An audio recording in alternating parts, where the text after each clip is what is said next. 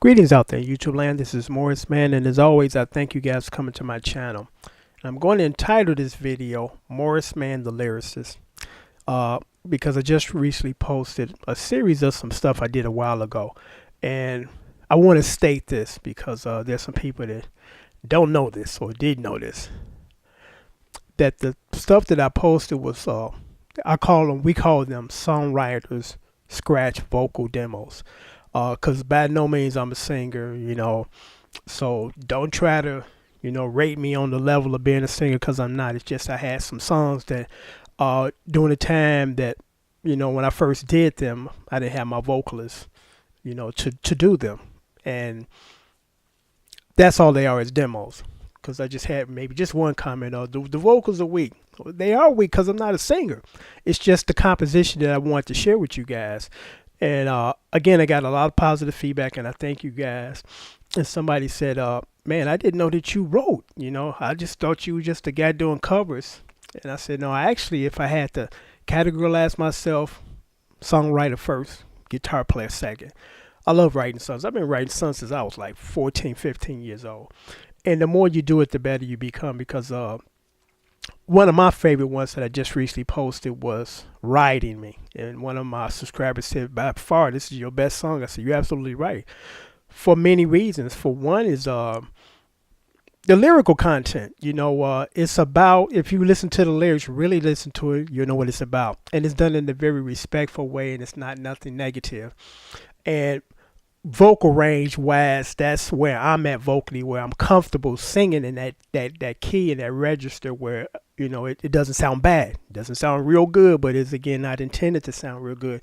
The purpose of the songs, the posting them, was just to give you an idea of my writing skills. And I had a few people say, man, I listen to your lyrics because there's some people that kind of horn in on certain things. Some certain people horn in on the music. Some people horn in on the lyrical content.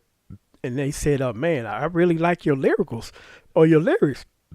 And how do you become a good lyricist? And I guess the advice I can give is basically the same advice I give as guitar player. Just keep practicing. Because what helped me a great deal, and unfortunately young folks today don't have that format that we had because we had the big old album vinyl thing. And it sat the vinyl sleeves or inside the album cover, pull out the sleeve. In some instances, there was the lyrics. And from just being able to listen to the lyrics and read along with the lyrics or sing along and look at the structure of what they're doing structure-wise, that helped me tremendously. I've learned my best stuff by just observation, not sitting in the classroom watching the guy give a 2-hour presentation on music. And I'm not knocking that. It has its place. But in most cases, most greats from the 50s, 60s, 70s will tell you, I learned from the people from my generation or their generation. Growing up listening to Marvin Gaye, growing up listening to Prince, growing up listening to James Brown. That's how you learn. You study and you figure out what are they doing and how they doing it. And then you just try to apply it. Because I used to listen to or read the lyrical content. And I'm saying, I see the rhyme scheme, it makes sense. And also what's cool is the melody, because you can take the same set of lyrics and set them to different melodies. And I wish I can give you an example of that. If I had my vocalist here, I could do that. But I hope that makes sense to you. Because the problem with a lot of the early rap music was this, the lyrical contents. That rap also has a melody, whether you singing or talking. And then a lot of the rappers at that time was kind of guilty of the same melody, different words with the same melody. And what kind of blew me away when Nelly came around, I think it was called Must Be the Money or something like that.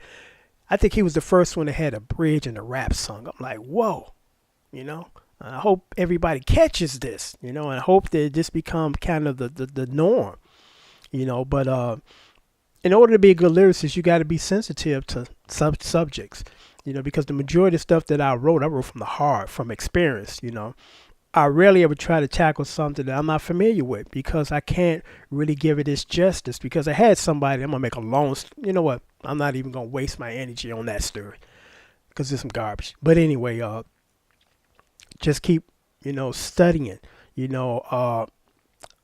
I just recently released a cover, or should I say, a DVD package of top 10 stuff, the stuff that's currently on the top 10 right now. Because I had some people say, do some new stuff. And I definitely can't do any new stuff on YouTube because if a song is only less than a year old, you definitely can't post it on YouTube because you will get it blocked. So I said, to help out my subscribers that want to learn some of these new songs, I will put together, I think it was like a 12 to 16 song DVD. Well, I did nothing but the top 40 R&B stuff that's on the charts right now. And I really rarely listen to top 40 anymore. Mainly because I'm just an older guy and my taste is for that type of music, the era before. The current stuff, not knocking it, but I'm not a 20-year-old and I don't have a 20-year-old taste. So when I listened to it, I started to notice this. I said, this is no longer R&B. What this is techno. Techno. Techno has kind of taken the place of R&B because when I think of R&B, I think of guitars, I think of bass, nice keyboard progression, either real drums or some nice programmed drums. And what I hear now is techno. It's like, what happened to R&B music? It's gone. Even, the big artists are doing techno. Chris Brown got a song out that sounds, it's a techno dance tune. It ain't R&B. So unfortunately, R&B is dying, and it's dying quickly. Rock music's still alive and well. Guys are still playing real instruments. They're not replacing it with computerized guitar parts or nothing like that. So it's really sad that our music is dying. And a lot of people say, I thank you for your channel because you're kind of trying to breathe life back into these old classics. Because that's what I grew up on. So I can only do what I know what to do. But I thought I would just post this video as far as the lyric thing, as far as how do you become a good lyricist? Practice, study people that you like stuff, because most of us are heavily influenced by the people that we listen to on the radio. And then we take a portion of that and put in together our own original flair and we create our own sound. And then I'm just going to say this and sign off because PT talks about this all the time. He played like him. I play like me. You play like you. So don't expect me to sound like you and don't try to sound like me.